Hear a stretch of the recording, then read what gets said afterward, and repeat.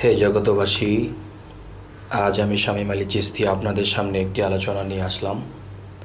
সেই আলোচনাটি হলো, আমরা যে দরবারের নাম রাখা হয়েছে, আমাদের এই দরবারের নামটি বিশ্ব আধ্যাত্মিক জ্ঞান সঞ্চার দরবার শরীফ। হয়তো কেউ শুনলে এরকম ভাববে বা ভেবেও থাকে যে বিশ্ব আধ্যাত্মিক জ্ঞান সঞ্চার দরবার শরীফ, তার মানে এই বিশ্বের সমস্ত জ্ঞান মনে হয় তারাই নিয়ে গেছে, তারাই মনে হয় বিশ্বের সমস্ত জ্ঞান কামাই করে ফেলেছে, এই জন্য বিশ্ব আধ্যাত্মিক জ্ঞান সঞ্চার নামটি রাখা হয়েছে। আসলে বাবারে, এই বিষয়টি এভাবে নয়। এভাবে যদি কেউ নেয় তবে তো তার নিজের কাছেও খারাপ লাগবে, কিংবা সে অন্য কাউকেও এরকম বলে থাকবে যে তারা হয়তো নিশ্চয়ই অহংকারী, যে বিশ্ব আধ্যাত্মিক জ্ঞান সঞ্চার, এই কথাটি তারা কিভাবে রাখলো এই নামটি। হে জগতবাসী, আমি এখন যে কথাটি বলবো সে কথাটি হলো যে বিশ্ব আধ্যাত্মিক জ্ঞান সঞ্চার, এই যে সঞ্চার যে শব্দটি, সঞ্চার শব্দটির অর্থ আসে কি লাভ করা বা সঞ্চয় করা, জমানো, জ্ঞান লাভ করা। আচ্ছা, এখন বিশ্বের আনাচে কানাচে বিভিন্ন রাষ্ট্রে যাব, বিভিন্ন জায়গাতে যাব, বা বাংলাদেশে বিভিন্ন অলিয়া উলিয়ার দরবারে যাব, বা জ্ঞানীগুণীর ধারে যাব, বা কোনো জ্ঞানী আমাদের ধারে আসলো, বা আমরা কোনো শিশু বাচ্চাও যদি আমাদের কাছে আসে, বা কোনো শিশু বাচ্চার কাছেও যদি আমরা যাই, যদি শুনি একজন জ্ঞানী মানুষের মুখে এই কথাটা, যে সে এমন একটা কথা বলছে যে কথাটি আমার জানা নেই, তখন সেই কথাটি আমি একজন বাচ্চার কাছে জেনে শুনে আমি তা আমার ব্রেনটে নিলাম, আমার জ্ঞানে নিলাম।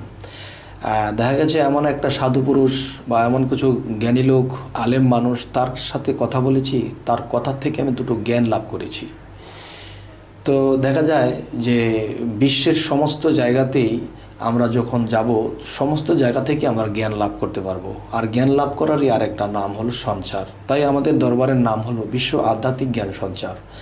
আমরা একটা বাচ্চার কাছ থেকেও জ্ঞান লাভ করতে পারি, একটা জ্ঞানী লোকের কাছেও আমরা জ্ঞান লাভ করতে পারি। একটা অভাবী, একজন মূর্খ মানুষ, সে তাকে মনে করতেছি সে একজন মূর্খ মানুষ, তার সাথে কথা বলতে বলতে এমন এক পর্যায়ে চলে গেল যে তার কথা থেকে এমন কিছু জ্ঞান আমার সঞ্চার হলো যা আমার জানা ছিল না।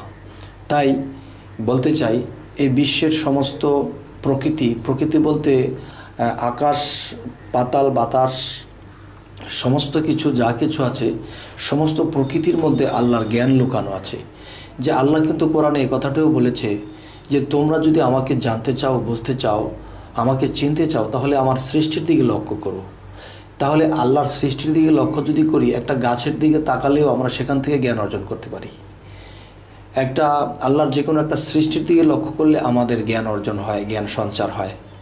তো এই জন্য আমাদের দরবারের নামটি রাখা হয়েছে বিশ্ব আধ্যাত্মিক জ্ঞান সঞ্চার দরবার শরীফ।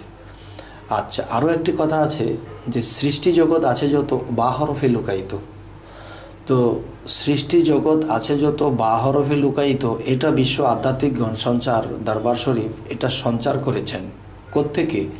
এই জ্ঞানটি সঞ্চার করেছেন সৃষ্টি থেকে, যে সমস্ত সৃষ্টির মধ্যে আল্লাহ বিলীন হয়ে আছে। তার মানে এই সমস্ত সৃষ্টি জগতই, সমস্ত প্রাণী জগৎ থেকে শুরু করে সমস্ত মানুষ প্রাণীর দিকে যদি লক্ষ্য করি, যে সৃষ্টি জগৎ আছে যত বা হরফে লুকায়িত, যে আল্লাহ বলেছে যে সমস্ত সৃষ্টি আল্লাহর বান্দা, সমস্ত সৃষ্টি আল্লাহর জিকির করে, সমস্ত সৃষ্টি আল্লাহর নাম ডাকে। তাহলে বোঝা গেল কি, যে সমস্ত সৃষ্টি জগৎ, সমস্ত তরুলতাও আল্লাহর জিকির করে, মোহাম্মদ নামে দুরুদ পাঠ করে। তাহলে এটা যদি আমরা বুঝি, তাহলে দেখা যায় যে সৃষ্টির মধ্যে আমরা সেই বিশ্বের সমস্ত জ্ঞান খুঁজি এবং এখানেই লুকিয়ে আছে। তো আমরা এই পৃথিবীতে কোনো মানুষ, কেউ কোনো দিন কাউকে অবহেলা করব না। যাকে অবহেলা করব তার মধ্যে এমন কিছু গুণ আল্লাহ লুকিয়ে রেখেছে, যেই গুণগুলো আমার মধ্যে বা আপনার মধ্যে নেই। তো আজকের আলোচনা এটাই বোঝানো হলো যে এই নামটি রাখা হয়েছে বিশ্ব আধ্যাত্মিক জ্ঞান সঞ্চার দরবার শরীফ। এই নামটি অনেকে না বুঝে অনেক কিছু মন্তব্য করে, অনেক কিছু বলে বসে, বা অহংকারী ভাব নিয়ে বলে এবং আমাদেরকে অহংকারী ভাবে। হে জগতবাসী, আপনাদের সামনে আজকে এই কথাগুলো বলার উদ্দেশ্যই যে অনেকেই এরকম ভাবনা চিন্তা করে আমাদেরকে এমন কথা বলে ফেলেছে আমাদের দরবারের বিষয়। তাই আজ আপনাদেরকে এই কথাগুলো ভেঙে বলা হলো। তো সকলে ভালো থাকবেন। আজ এই পর্যন্তই। আল্লাহ হাফিজ।